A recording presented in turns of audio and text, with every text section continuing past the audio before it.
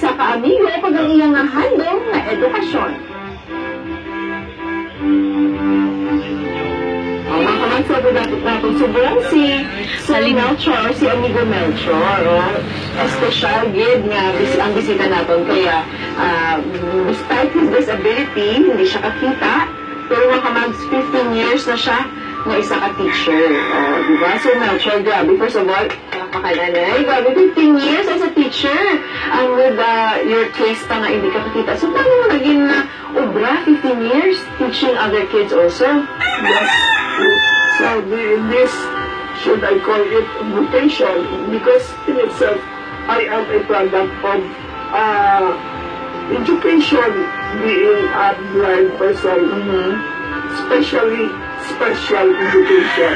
So I must emphasize that special education is a technique wherein it's a sort of an intervention to provide education to persons with special needs, what we commonly call persons with disabilities. So, dali mga kamangs din share niya kung paano siya nadulaan sa iyang site, no? He was only 8 years old. Bali nagmasakit siya ng meningitis that caused him to lose all of this sight. I was in the middle of my studies in grade 2 when I got sick.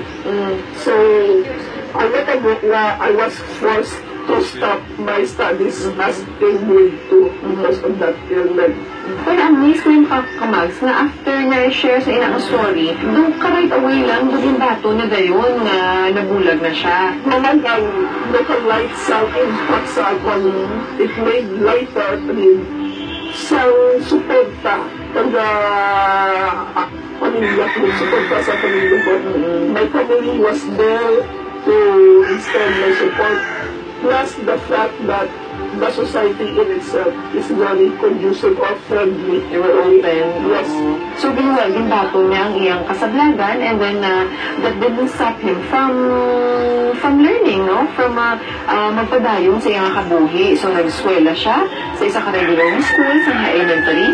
Tapos magpadayong na yun sa high school.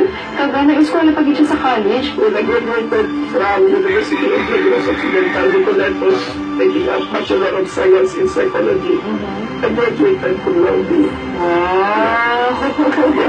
Nag-wheelchair ka na ever since? Sabi ko yung wheelchair na being in a wheelchair, develop na yung mga tenders na bukas. Called ng along with meningitis na rin-suffered mo, I was observed to have scoliosis. So, may soda na dito ang nakalawas.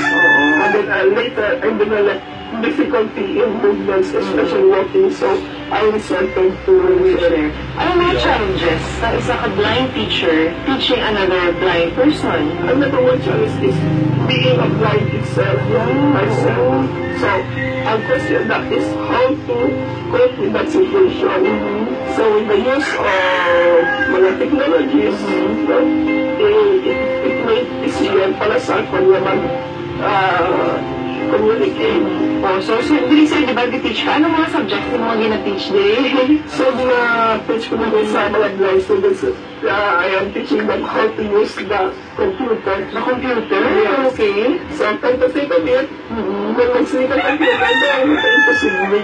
Hindi naman nila makita ang I'm 1% to manipulate the computer. Not because of the technology, na ma-install mo na yung screen reading software that becomes a talking computer.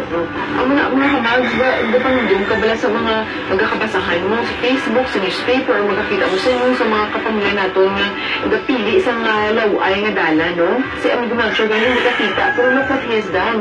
Kadamo sa iya nga naobra. So kita kailangan mo should take inspiration from him na dapat whatever we have, basta magbira-bira lang, pwede tayo dyan malabot ang atong mga handun. Isang advice, ang education ko na hindi natin paghampala lang take for granted sa ating request for education because this is a tool for success. And syempre mga kamag sa attachment ko sa message na bibili niya para sa atong tanan. It is not what was lost, but what is left is the most important. So what is important right now is to utilize these remaining faculties that you have for the betterment of your life, for the betterment of all others and for the glory of God's kingdom. Will come to the